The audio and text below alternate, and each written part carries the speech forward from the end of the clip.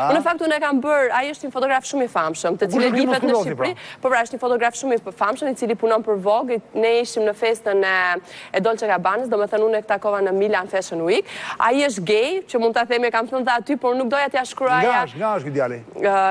Nuk e di origjinën e tij. Unë fola me të italisht, ai mu afrua, pëlqeu shumë pamjen time, folëm për fotografi, bëm shumë fotografi, unë i thashë e ndjek në... E Dolce Gabbana, ishte edhe ky bosi i madh i Dolce Gabbana, si e ka emrin ky? Stefano Gabbana. Stefano Gabbana. Jo, Stefano Gabbana, tjetri. Domenico Dolce. Jo, se ngatroi unë atë. Unë ngatroj këto, Aurela, unë jam... Mirë, çifti që bën Dolce Gabbana janë Stefano dhe Domenico. E di me ke ngatrova Dolce Gabbana tani? Ti thosh Dolce Gabbana, unë kisha në mendje nuk e di se më erdhi ai Chanelit. Okej, Karl Lagerfeld. Lagerfeld, po. Jo. Lagerfeld. Më erdhi ai, kur ti thot Dolce Gabbana, fam më erdhi ai, nuk e di se. Fakta ishte Chanel. Stefano dhe Domenico kanë qenë të martuar, biemri i tyre është edhe Marka. Ata vazhdojnë të jenë gjithmonë bashkë? Jo, nuk janë më bashkë, tani janë të lumtur të dy me dy meshkuj të tjerë, siç është edhe djali me cilin janë foto dhe nuk dua që të ketë keq kuptime, ditën që unë do ta bëj publike dashurin tim do jetë me foto. Po shkeq kuptimi e para një herë ai s'di shqipin, edhe ai nuk di se shtemin e këtu fare. Mirë bëra që jo, por mjafton unë kam bërë tag atë dhe mjafton futesh te profili i tij dhe ai është me të dashurin e tij në çdo fotografi. Kështu që sikon sikur tham ndonjë gjë. Jo, dua të them për gjithë publikun, ditën që do ta bëj të dashurin tim publik do ta bëj me pamjen e tij pa diskutim. Megjithatë Aurela, un kam dërmën që të rrëfej paketën tënde sot se s'kam bërë asnjëherë me Rafika, sa që ke qenë në studion tim, ke gjithmonë funksion të tjerëve asnjëherë për veten tënde. Është vërtet edhe. Ke gjithmonë në funksion të gocave interesante më ke sjell si modele, po asnjëherë për veten tënde. Në fakt kush është Aurela Hoxha, se zotrin, të gjithë ju që keni ndjekur këtë vajzë prej vitesh, që ka bërë përshtypje gjoksi i saj, fytyra e saj, elegancë e saj, veshja e saj. Aurela Hoxha është një vajzë, në fakt je një vajzë Aurela që ke lindur në Bara Mësurit Tropojës. Po. Je vajzë e vetme me 2 vëllezër më të mëdhenj. Më të mëdhenj se. Deri në moshën 10 vjeç, Aurela, ti i kaluar një familje të qetë, duhet thënë. Dhe edhe pse ke qenë vajza e vogël e familjes, sepse vëllezërit ka qenë më të mëdhenj, edhe pse ke qenë e llastuar, prap ke qenë një gocë, thonë, të mërësisht e urtë, edhe as pak kërkuse, edhe pse ishe me e vogla. Është vërtet, është një gjë që prindërit e mi ma kanë vënë shumë në dukje.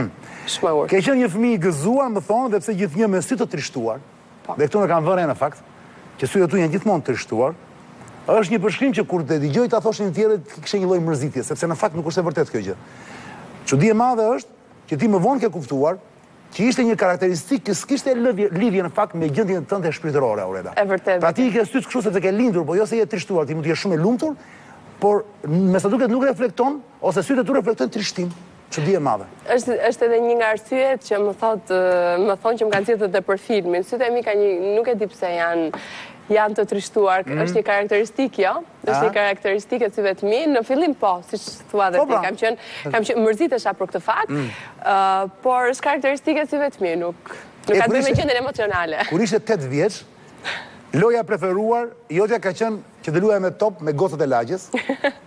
Në fakt, ato ishin kushërirat e tua në përgjithësi, por çdo 5 minuta, Aurela, dhe kjo më ka bërë përshtypje shumë. Po. Ndërkohë që ti luaje me top me gocat, ti kthehesh në shtëpi, duke pyetur mamin tënd nëse ishte mërzitur vetëm apo jo, e lije lojën me gocat, edhe kthehesh edhe rije me mamin. Rije me mamin sepse ti kishe një si ndjesi që mami po mërzitej vetëm. Dhe kjo ka ndodhur aq shpesh sa që ty ta kanë kujtuar edhe kur je rritur. Po, është vërtet. Mami ma kujton gjithmonë këtë, sepse ndodhi që unë rritesha dhe kisha shumë vështirë të ndajsha nga familja ime. Është një lloj përkujdesje që unë kam për gjithë njerëzit që kam afër, shumë e çuditshme.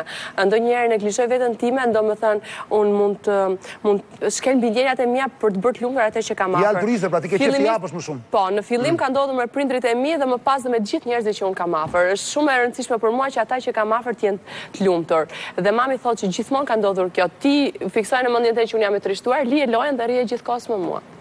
Ti thua, Aurela Hoxha, bisedat me prindit kanë ndikuar aq shumë, sa mbaj mend që kur isha 16 vjeç, thua ti, fillova të ndija diferencën me bashkëposatarët e mi, pasi kisha mendime dhe kërkesa si më e rritur. Në fakt, Më thua vetëm një kërkesë që ti kishte ndryshe nga ata, në adoleshente asaj kohe. Ndryshe nga ata ishte, do më thënë, unë fillova ta shikoja që unë doja të punoja, Çani. Kisha një, do më thënë, shumë ishte mi ose më bashkëmoshatarët e mi mund ta kishin nevojë, ndërkohë që unë nuk e kisha. Isha arritur një familje të cilët më plotsonin çdo gjë duke qenë se edhe vajza vetme, jo vetëm nga kushtet, por dhe nga kjo. Ndërkohë që unë kisha dëshirë të punoja dhe doja që të kisha po. Dhe realisht kam filluar shumë herët të merrem me punë dhe doja që të fitoja diçka vetë. Dhe përveçse me punë, Aurela, përveçse me punë që duhet punoje, shumë interesante është ajo që më the në fillim, që ma the vetë, që ti ke pasur një lidhje, më thesh lidhja jote e parë, që në moshën 16 vjeç, fiks momenti kur ti ishe adoleshente, teenager, që doja të punoje, atëherë u fejove. Nuk u fejove.